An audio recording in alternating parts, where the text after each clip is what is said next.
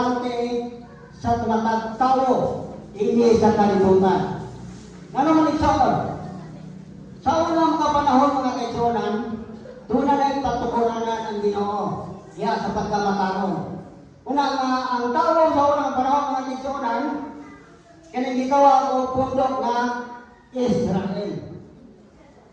Sa diha nga ang tao mga kaigsunan nga mitawod sa pagsunod niya Ginoo, adunay kasabutan ang Dios. Ginahimo nga haron maoy timaan nga siya katawhan sa Dios o ang Dios mao ang nangulo nini nga gitawag sa iyang pagkahari. Mga kaigsunan, no? Muna kanindot kayo mga kaigsunan, nini atong panahon karon kay natugma po usab sa kasaysayan, dinis pala kasulatan nga ang mga pinili nga katawhan mao'y gitagaan o pabor sa Ginoo mga kaigsunan. Ang among mensahe son, naguluhan kini nga ang pabor sa pinili katawhan. Ato nilo masalan son kung unsa ang nakapabor sa atong pagkinabuhi diha sa Ginoo. Nagiban ang teksto ganiya makigsunan na pasiuna nga ang Diyos gimanuan niya ang mga anghel ng tekstonan. Tingnan dili sa Marcos 13 versikulo 27. O sugoon niya ang iyang mga anghel ngadto sa tanang suot sa kalibutan gikan sa tanang sa kalibutan, harong tigumon ang piniling katawan sa Diyos gikan sa kanang dapit sa kalibutan. Dili basta-basta mga kaigsunan, mismo ang anghel mga kaigsunan, mauni ang sulugoon sa Diyos. Puros din sila espiritu, ato pa sa Hebreanon 1:14. Unsa ang anghel? Puros mga espiritu. Kani siya maoy sulugoon sa Dios alang sa mga tawo nga luwasonon sa Dios mga kaigsunan. Mao kini ang sulugoon sa Dios. Tabangan niya ang mga katawhan nga luwasonon sa Dios. Hebreanon 1 versikulo 14. Muni mga kaigsunan, nga sa ato karon nga kinabuhi aduna tayo dako nga pabor. Ano man mga kaigsunan? Tungod kay hitag na dinhi mga kaigsunan sa Daniel 2. Igsoon. Dunay upat ka gingharian nga mahitabo dinhi sa kalibutan mga kaigsunan nga nahulog sa pagpakasala. Kung atong basahon ang Daniel 2 igsoon versikulo 32 hangtod 33 na gihanay ang upat ka gingharian dinhi sa yuta nga nahulog sa pagpakasala. Pero ang Daniel 2 mga kaigsunan versikulo 44 nag-ingon ang Dios maghimo usa ka gingharian o kang kagahong niining dili maagaw sa tawo kundi magpabilin kini hangtod sa kahangturan. Mga kaigsunan, dako kayo og pabor ang mga piniling katawhan. Ano mga kaigsunan? Atong basahon o pamatunan, pinaagi sa naisulat ni mga kaigsunan sumala sa Daniel. Igsoon. Arita sa Daniel City mga kaigsunan, versikulo 27. Unsa ang nakapabor ison? Nakailangan 27. O gihatag nato sa mga pinili sa labing halandon ang gingharian. Unsa kaigsoon? Ang Dios igsoon naghimo og usa ka gingharian kagamhanan, walay katapusan igsoon ug kining gingharian igsoon bao si Ginoong Hesus. Kisay hatagan mga pinili. Klaro kayo igsoon. Una na kayo go dako og pabor ang mga katawhan nga pinili sa Dios. Sa igsoon, kayo mo sa pares, ikaw. Day, kurang ikaw lugang maluwas sa dagway, kaya nakapangitang na niya nga duwang, masalin, usang ibilang, usang paon. Yung ko nga, sinasabi mo dito, kayo na katawa. Pagkitaha ka kay, apelido ni mo, pinili. Ama mapili. Naamoy pinili. Unang pabor si Badhulyan ang siya ng sahay. Makahilang kung may nunong ni Badhulyan ang siya ng sahay. Ganong nahitabo nga natuko ni Iglesia ni Bulogoy Zone.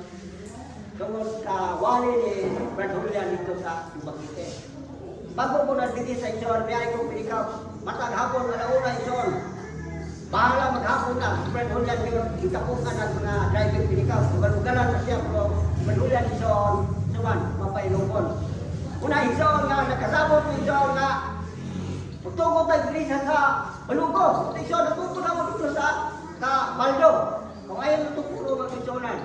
Kani si Tesusan, dalaga pa niya, kukultur niya. Muna ato niya sa musimba dito. Kung po si Bradato ay minahan. Nakadayon sila. Muna Ison nga, makingong ko. Kani pinili nga pamilya Ison. Siguro ba rin malangin. Yan man niya, klaro kayo. Pinili na tauhan. Muna, salamat sa Ginoo.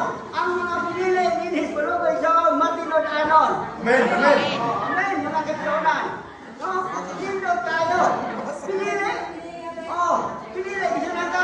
Yang akong kasupan, ang akong asawa, mapili. At sa wasing mo niya, kung siguro, magkasunan niya, siya mo mapili sa among pagkamati ayon. Dahil na, siya pinilog mapili.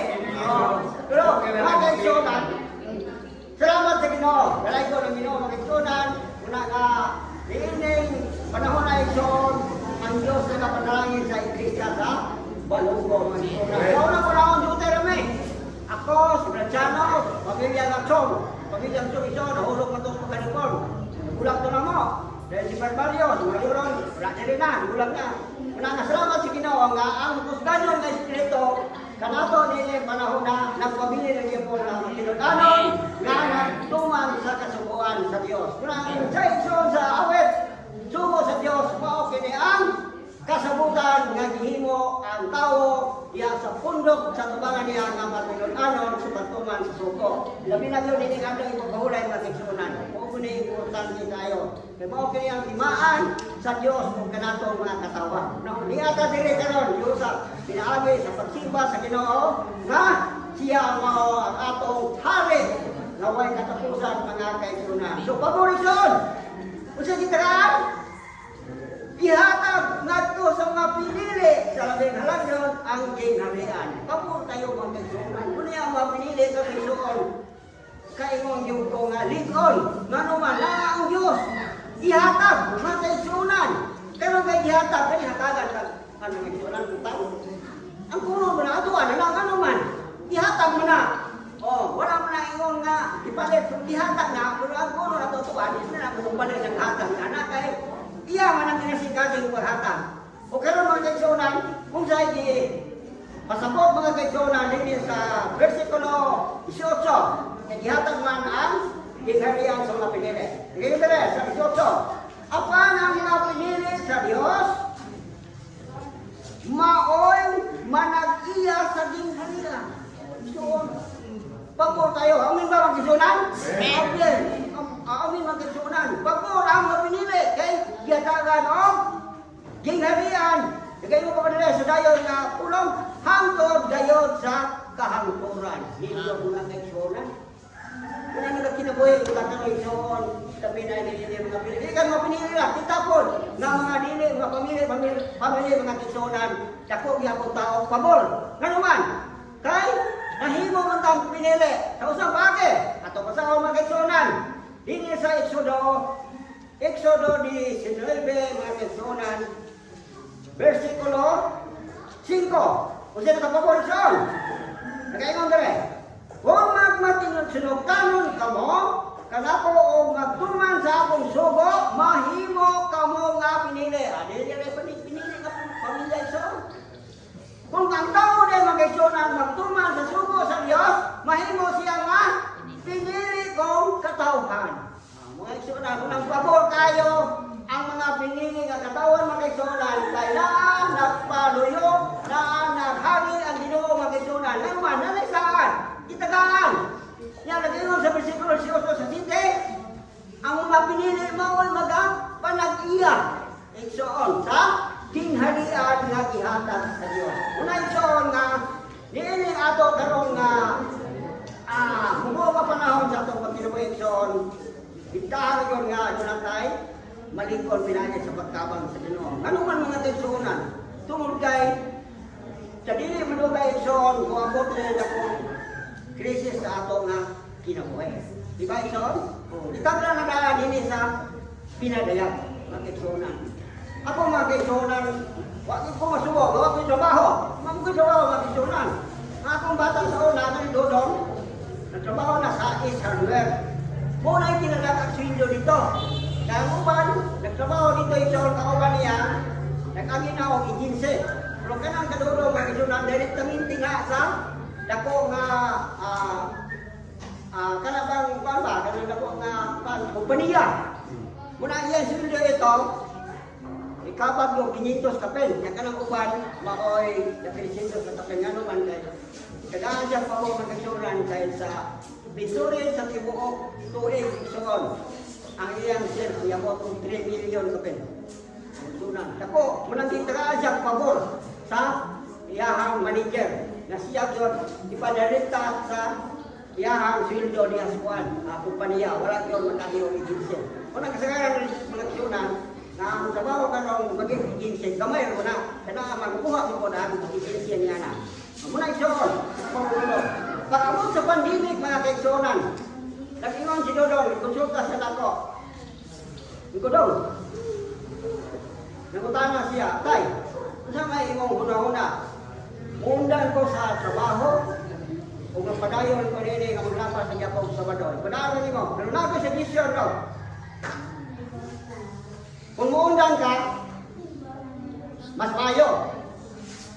Kung dili po ka muundan, dili po na mayo. Kaya nakalapas mo na sa Adang Sabado. May trabaho ka Adang Sabado.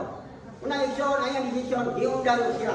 Ang iyang mga kauban igsoon, gisayangan ni Durong kahit katulong ang itong teknik na ang mula mo iarang apuan ng mga customer, dinagpo ko ng baon, mga mukina, mga apuan, kining tawag ko, kining saling magpabugnaw gani, kining tawag ko, aircon, kasi pag may mutaon, muna igsoon mo, kaya nagsalayan niya na. Ay nagkawala ka, ang hawak kayo trabaho. Hantong ka na igsoon, wala ko na siya. Kung nasa tayo siya, pangmarta, ako na daw, pag yung bise. O muna ka na magsyonan, ang nagtrabaho, karoon na ako sulong sa buwan, pamilya, kanya ko muna ako, nirelate na doon, muna yung umarong sorsa, pati na buhay. Igsoon, di ko angay mo balata, di ko angay mo balata si Dudong, ano man, kaya Proverbio 10, versikulo 3, mga kaigsuonan, atong basahon niya, atong itutok, ang atong hunahuna. Sa iyon, sa Ginoo mga kaigsuonan, dili bubuot na ang taong matarong mamatay sa gutom. Kung magminatarong lang ka mga kaigsuonan, di ka mamatay sa gutom. Ano man? Kaya ang Ginoo mga kaigsuonan, nagpaluyo sa katapusan ka nato. Diba? Amen ba mga kaigsuonan? Amen. Pintahan na makananganad taron mga kaigsuonan. Ang mga katawang Israel sa unang mga kaigsuonan sa panahon ni Moises. Ibuha sa Ginoo dito sa nasod sa Egypto. Ang nasod Egypto igsoon, maunay nasod sa pagkakautan. Pero ibuha sa Ginoo pinagi kang Moises. Nagbakta sila mga kaigsuonan paingon sa yuta sa Kanaan. Pila ka tuig lang taong mana mga kaigsuonan? 40 ka tuig. Mabasa ka nato sa Exodo 16, versikulo 35. Mauna mga kaigsuonan. Ya sa panahon ni Josue igsoon. Nagpanaw sila gikan sa nasod sa Ehipto ni Paro sa tingos utang saan. Mao na gihapon ang nahitabo. Diabot sila sa utang saan kusuman 40 ka tuig. Mabasa ka nato sa Josue kapitulo 5 versikulo 6. Klaro kayo mga kaigsuonan. Mula karon igsoon, kita mga pinili nga katawan, wa pata ka manuon sa record. Nagpanaw kumanda asa to panaw paingon sa langit mga kaigsuonan. Muna atong buhay nga handom mga kaigsuonan nga kita magbaliko ng iyong kanunay na di ka mahimulag sa Ginoo igsoon. Ano man, kaya ang kaguliyang mga kaigsuonan matod ka sa barabara sa Selected Messages Volume 1 page 122 na sunod sa iglesia. Muna igsoon, ikalampo. Ano man, pita po, kahit langit ang kabubuhat nga puro to sila amen.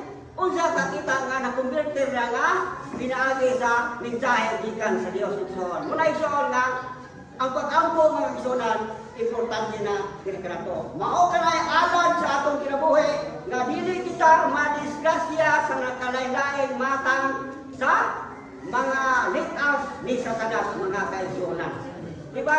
Mao na igsuon. Kay nahitabo igsuon nga ang katawan sa Israel nahulog sa pagpakasala. Kaya yun dili magsulat sa Exodo 19 versikulo 6, nagaingon rin, padayon, nagaingon.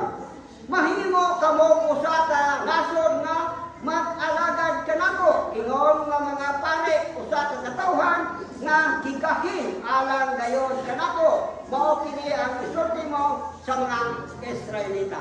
Si Moises mga isulan di matawag sa Ginoo. Si Moises ra ang makigsulti sa Ginoo sa unang panahon.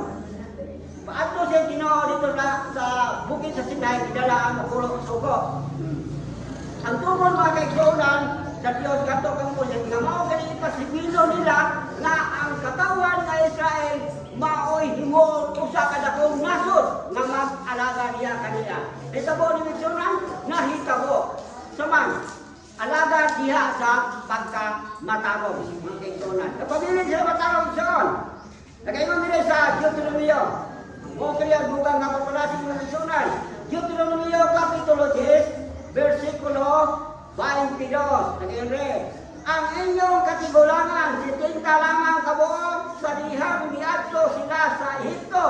Apan karon, gipadaghan kamo sa Ginoo sa inyo nga inyong Dios, sama kadaghan sa bituon sa langit.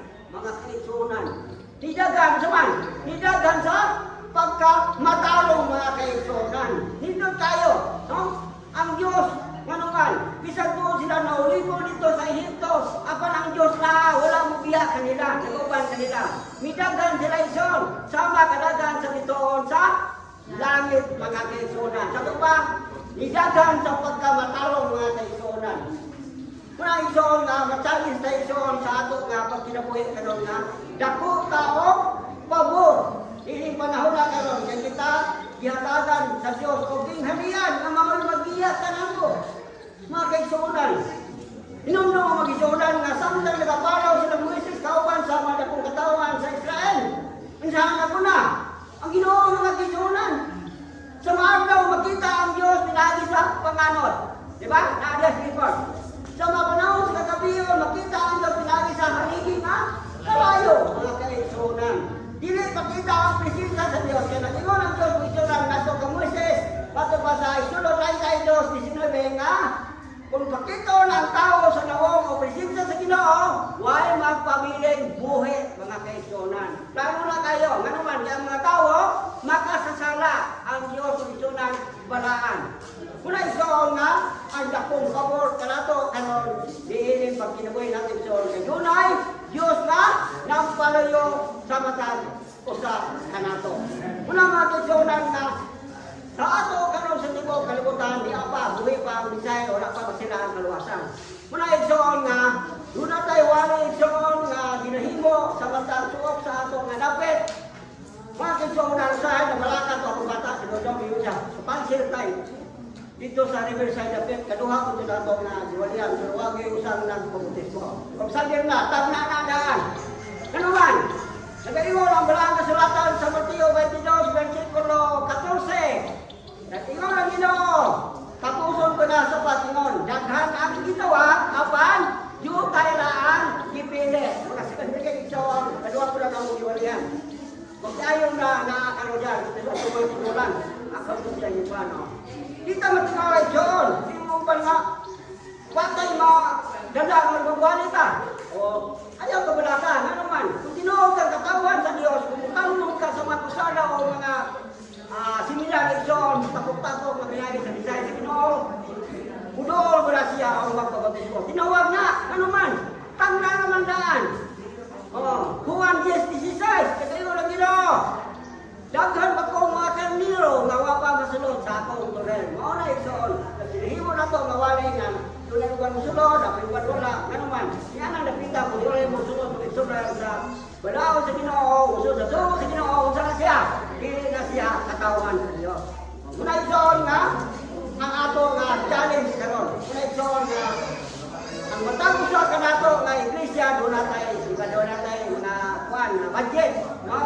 uban na 20 mil, na uban 5 mil, 15 mil lang. Kaya wag man mo ato itong live dito sa panahon ni Pastor Butang Sibo. Oh, Wilson. Duwang siya 5 mil nang doon tayo 20 mil. Ang bante. Ngayon, ang himo ron doon, manis siya, pinagis tingin-tingin. Kuma siya kung doon. Mula nga, muna yung utangan niya yan kung tukang pinagis sa siya sa last event o sinistate Muna importante, ganaan niya ang dako nga katinawan nga mensahe sa katapusan mga adlaw. Muna ison, nga nagpasalamat ta sa Ginoo nga niya ta niini nga pagkapinili sa Dios apan nangako lang yung challenge mga kaigsunan gasig rimot ta. Amen. Nagingon ang mga pulong sa Ginoo mga kaigsunan. Lucas 11:35 busa mag-amping ka basin ang kahayag nga naa kanimo kang Yehweh iyan. Ganun man iyon ang yawat so kayron. Di ba? Oh. Si Mario mag-kaigsunan tayo katulong ang puluha. Nakit kayo sa unang panahon. Isang magkaming mag-Merkules. Magsulong kami sa unang. Ako may flashlight. Simba na muli sa Kabaldo. Kasi ito siya. Nagkaroon siya. Kanyang himo ron. Ipag-ibarao. Tinang-Ginoo. Isang man. Tangna na sa Udas 4. Nadunayin nga tao nga sakyang siyawa ng iyang pagkalitungkol. Minsan pa. Ang Diyos iyang ikaw sa litway. Magkagsunan. Mula iyon.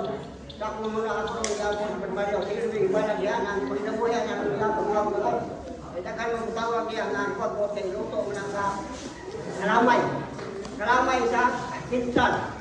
Nakaroon, nato ka rin ako na wala sa palasigan. Ano ba? Kaya isuon mo na nato. Hindi ka itong akuan. Okay na. Muna mga kitsunan, ang pinagutahan, hindi katapusan ng panahon, magsaling sa Ginoo, kay walay laing nga kasaligan ni Soon, ang pamilya nga kamahanan, kundi si Ginoong Hesus. Ito pa sa tagna niya, Daniel 2, versikulo 44. Ang Diyos na itong dalagaran doon, walay katapusan. Hindi nagkagusunong nga na kung sa palaing nga magpakadiyos ni Yuta, ang katsunan. Ano man, kitagan na daan. Ngali, ang ilang pagkahumisyon, malang sa 2 Tesalonica Kapitulo 3, 2 Versikulo 3. Tangkang lang ang mga bot. Tulay taong iwanong ng mabahong. Bisan pa siya supil sa buhay ng Diyos. Sa Versikulo 4, himuon niyang labaw ang iyang kaugalingon. Nani, mulingkod siya. Bisan pa sa trono sa Diyos o pagpuro niya na siya Diyos. Kasi parang nag-isoy. Muna isoon, mao ka na ako kayo nga kalibukan din sa kalibutan na mag-ambul ang isoon na magpabiling kaligon uban kang Kristo nga niya sa itong kasing-kasing na sa itong huna nag-isulat naman niya daan ang kaligon sa tao. Diba? Jeremias, kaya ulo, versikulo 33, ang kasabutan ng Ginoo siya na sa mga ang kasabutan ko sa Kristo isoon, Iburanon, natin isoon sa Iburanon, yes, Isisay, o gihapon, naghihimo ni Ginoong Hesus. Nga, mo niya kasabutan sa tao nga, bubalik diya niya, budawat sa iyang pagkakamanan, o katagan niya o kasabutan sa una, isulat sa kasing-kasing mga tisunan, ano ang tao magbalikod. Ikan sa sinugdan niya nga pagtuo, hantod sa katapusan, sa kalibutan, magpabili na wala siya ang likod, na wala yung makasarong. Ano naman ito? Kaya Ginoo ba may nakapariyo. Kung na kumuhay hantod mga tisunan, kabisan pa sa ato karong nga panahon nga manisyon. Ana atay na kung paglako mga kitsunan. Hindi na din hinson ang atong katiguman. Nakaka dito sa atin. Nga pagkahimuon sa Ginoo. Ang last na situation, ato rin masahon din sa Isaiah. Nakaingon din sa Isaiah sa 66 mga kitsunan sa versikulo 22 hangtod 23. Mauni ang dako na ito nga paglaom. Nakaingon din sa kaingon nga mulungtad hangtod sa kahangturan ang bagong langit o ang bagong yuta nga akong himuon nga natingon ang Ginoo mulungtad usab hangtod sa kahangturan ang inyong mga kaliwa.